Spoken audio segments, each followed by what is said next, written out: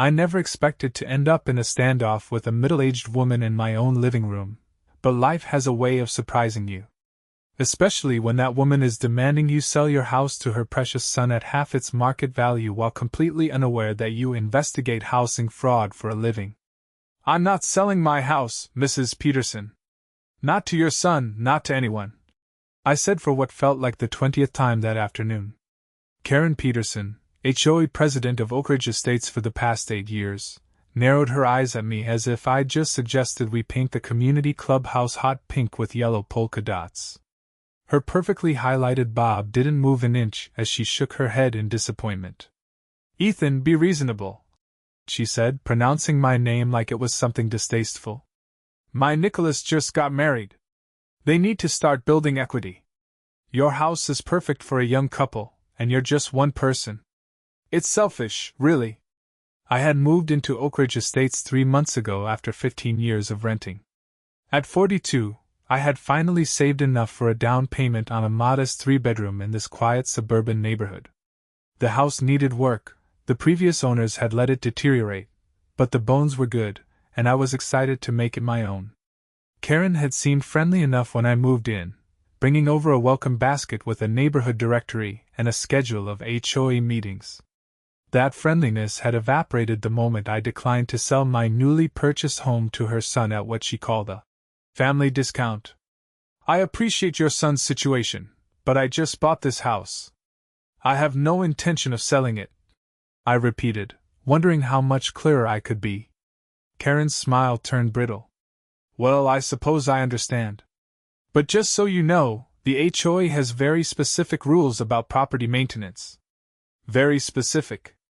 The threat was about as subtle as a sledgehammer. 3 days later, I received my first HOA violation notice. Apparently, my grass was a 1/4 inch too tall. The next day, another notice appeared. My mailbox was the wrong shade of beige. By the end of the week, I had 5 violations, each more ridiculous than the last. She's trying to squeeze you out, my neighbor Nancy Zimmerman said when she caught me collecting the latest notice. Nancy was in her 60s with silver hair and a no-nonsense attitude. Karen's been doing this for years.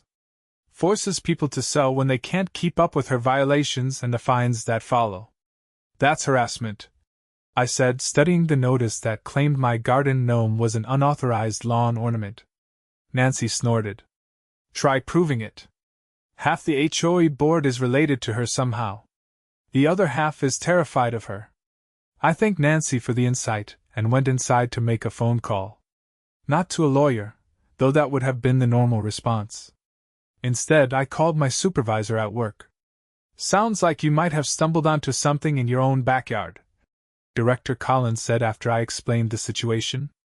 How long has this been going on in your neighborhood? I'm not sure, but I intend to find out, I replied. What Karen didn't know, what none of my neighbors knew, was that I worked for the Department of Housing and Urban Development's Office of Investigation. I specialized in housing fraud cases, everything from mortgage fraud to illegal housing discrimination. And what Karen was doing, based on Nancy's description and my own experience, sounded suspiciously like both. Keep me updated, Director Collins said. And Ethan? Try not to reveal your position unless absolutely necessary. We want to see how deep this goes. I spent the next few weeks documenting every interaction with Karen and the HOA. I also started talking to my neighbors, building relationships and collecting stories. The pattern that emerged was disturbing. Over the past 8 years, at least 12 homeowners had been forced to sell under similar circumstances: excessive violations, mounting fines, and sudden special assessments that seemed targeted at specific households. And the buyers? In 9 of those 12 cases, the properties had been purchased by members of Karen's family or their business associates, always below market value. I was gathering evidence in my home office when a sharp knock interrupted my concentration. I opened the door to find Karen standing there, manila envelope in hand, her face a mask of false concern. Ethan, we need to talk about these violations, she said, not waiting for an invitation before pushing past me into my living room. Please come in, I muttered sarcastically, closing the door. Karen spread several papers across my coffee table. The fines have accumulated to $3,200, she announced. And the board has approved a special assessment for driveway standardization on this street. Your portion will be $7,500, due within 30 days. I stared at her, trying to process the absurdity of what she was saying. That's over $10,000. For what? My grass being too tall and having the wrong color mailbox? Karen's smile was cold. Rules are rules, Ethan. We take property values very seriously in Oak Ridge Estates. This is ridiculous, and you know it. She shrugged, unmoved by my protest. If you can't afford to maintain standards, perhaps this isn't the right neighborhood for you. She paused before adding, my son Nicholas could take the house off your hands. He'd even cover these fines and fees as part of the deal. I'm thinking $185,000 would be fair. My house was worth at least $350,000, even needing some work. This is harassment, I said flatly. Something flickered in Karen's eyes, annoyance, maybe even anger, before her corporate smile returned. It's standard HOA procedure.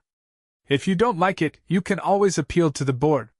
The board she controlled, if Nancy's information was accurate. And if I don't pay? If I don't sell? Karen's smile widened. Then we place a lien on your property. Eventually, we can force foreclosure for unpaid HOA dues and fines. She said it with the casual confidence of someone who had played this game before and always won. I remained silent, letting the moment stretch uncomfortably. Finally, I asked, how many other homeowners have you forced out this way, Karen? She blinked, momentarily thrown off her script. I don't know what you're talking about. We simply enforced the covenants everyone agreed to when they purchased their homes. Interesting, I said, moving to my desk drawer. Because I've documented at least 12 cases where homeowners were hit with dubious violations and excessive fines until they sold, usually to someone connected to you. Karen's face hardened. You've been snooping around? Talking to people about me? That's defamation, Ethan. I could sue you. It's not defamation if it's true, I replied calmly, pulling out my badge and ID. Ethan Foster, Federal Housing Fraud Investigator, Department of Housing and Urban Development. The color drained from Karen's face as she stared at my credentials. Her mouth opened and closed several times before she found her voice. You're a federal agent? Investigator, I corrected. And yes, what you're doing appears to violate several federal laws, including the Fair Housing Act. Targeting homeowners with selective enforcement to force sales at below market value could also constitute fraud and racketeering. Karen's shock quickly transformed into indignation. This is ridiculous. I'm enforcing legitimate HOA rules. There's nothing illegal about that. Perhaps, I conceded. But the pattern of enforcement and the beneficiaries of these forced sales suggest otherwise. 9 properties purchased by relatives or business associates. All below market value after the owners were essentially harassed out of their homes? That's a pattern federal prosecutors tend to find interesting. Karen stood abruptly, gathering her papers with shaking hands. You're making a big mistake. My brother-in-law plays golf with Senator Harrison. We'll see how long you keep your job after I make a call. I couldn't help but smile at the predictable threat. By all means, call the senator. I'm sure he'd be fascinated to learn he's being dragged into a federal housing fraud investigation.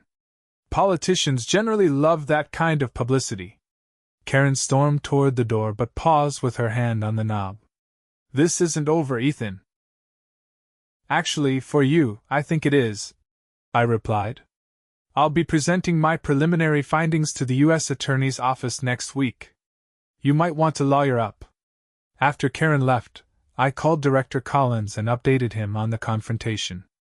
She threatened to have me fired using her brother-in-law's connection to Senator Harrison, I concluded. Collins chuckled. Harrison sits on the committee that oversees HUD. He'd throw his own mother under the bus before he'd risk being associated with housing fraud. Your job is safe. It's not my job I'm worried about, I admitted. If Karen is as connected as she claims, the other homeowners who talk to me could face retaliation. Then we accelerate the timeline, Collins decided. I'll have a team in your office tomorrow morning. We'll get formal statements from everyone willing to talk.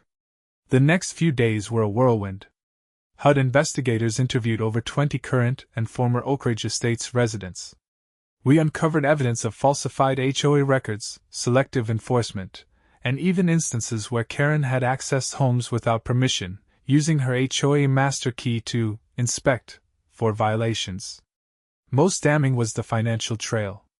Karen's son Nicholas had purchased 4 homes in the neighborhood, all from owners who had faced excessive fines and harassment.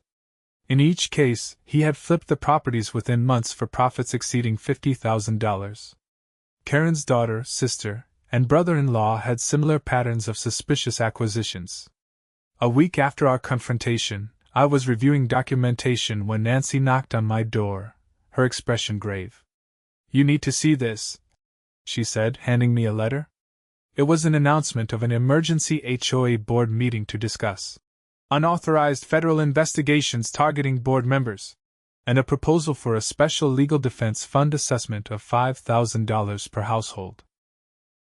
"She's trying to use HOA funds to defend herself," Nancy explained, "and intimidate anyone thinking of cooperating with your investigation." I scanned the letter, noting the meeting was scheduled for that evening. "Thank you for bringing this to me," I told Nancy. "I think I'll attend this meeting." Nancy's eyes widened. "Is that wise? Karen's on the warpath." "Perfect," I said with a grim smile.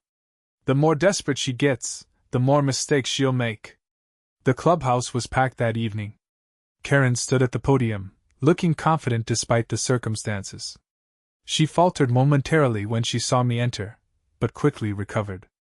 "As many of you know," she began, "a resident has made baseless accusations against your HOA board, even going so far as to involve federal bureaucrats in what is clearly a private community matter."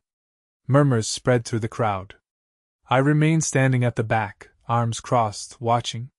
"To defend our community against this attack," Karen continued, "the board is proposing a one-time legal defense assessment of $5,000 per household, due within 30 days. The room erupted in protests.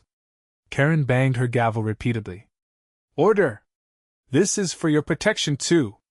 If the HOA can be challenged by one disgruntled homeowner, all of our property values are at risk." "That's not true," I called out, my voice cutting through the chaos. All heads turned toward me. Karen's face flushed with anger. "You have no right to speak here. This is a closed board meeting." "Actually," I replied, walking slowly toward the front, "as a homeowner in good standing, I have every right to attend HOA meetings according to your own bylaws. And as a federal investigator looking into potential fraud and racketeering charges against you personally, I have a professional interest as well." The room went silent. I had everyone's attention now. "For those who don't know me, I'm Ethan Foster. I moved in 3 months ago. What I didn't mention at the welcome mixer is that I investigate housing fraud for HUD." I held up my credentials so everyone could see. "And what's happening in this neighborhood appears to be textbook housing fraud." Karen tried to interject, but I continued over her objection. "Mrs. Peterson has been selectively enforcing HOA rules to target certain homeowners, imposing excessive fines until they're forced to sell, usually to her family members or business associates, at below market value." I turned to face the crowd directly. "If you've experienced this kind of targeted enforcement, you're not alone. And you don't need to pay $5,000 for legal defense. The federal government is already investigating, at no cost to you." The atmosphere in the room shifted palpably as people began talking among themselves. Several stood up, eager to share their stories. "This is slander!" Karen shouted, banging her gavel frantically. "I'll have you all sued for defamation." "Truth is an absolute defense against defamation," I replied calmly. "And we have the documentation to prove every allegation." As if on cue, the clubhouse doors opened, and Director Collins entered with 2 other HUD investigators and a U.S. Marshal. "Karen Peterson?" the Marshal called out. "I have a warrant to seize HOA financial records and electronic devices related to an ongoing federal investigation." Karen's face went from red to ashen in seconds. "This is harassment. I have rights." "Yes, you do," the Marshal agreed, "including the right to remain silent. Though I encourage you to cooperate fully with the investigation." What followed was both satisfying and sad. Karen was not arrested that night, but the investigation uncovered enough evidence for the U.S. Attorney to file charges 2 weeks later.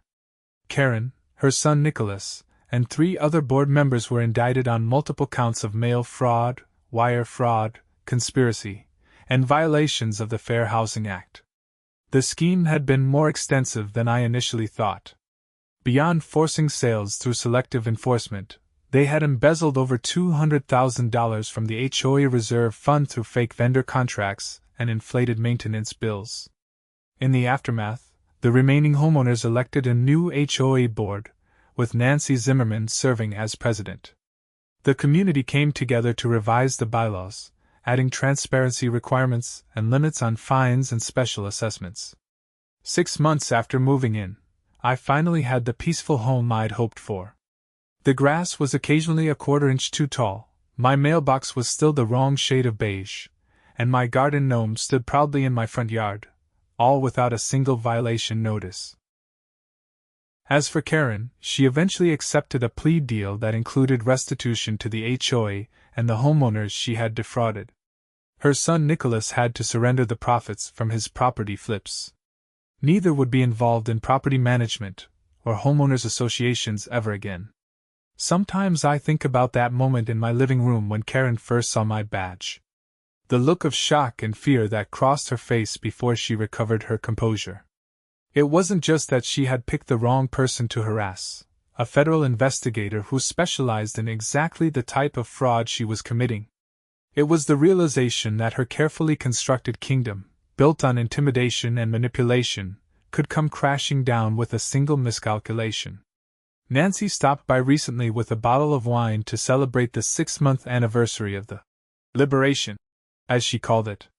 "You know," she said as we sat on my back patio, "most people would have either given in or moved out. Why did you decide to fight instead?" I thought about it for a moment. "This was the first home I ever owned," I finally said. "I spent 15 years saving for a down payment. No one was going to take it from me, especially not through fraud and intimidation." Nancy raised her glass. "To standing your ground." I clinked my glass against hers. "And to good neighbors." In the end, it wasn't just about keeping my house. It was about ensuring that everyone in Oak Ridge Estates could feel secure in their homes, without fear of arbitrary enforcement or predatory schemes. That, to me, was worth far more than property values or perfectly manicured lawns. And if Karen's son Nicholas still wanted to build equity? Well, I heard the prison industry was always looking for new talent. Though I doubted the accommodations there would be quite what he had in mind.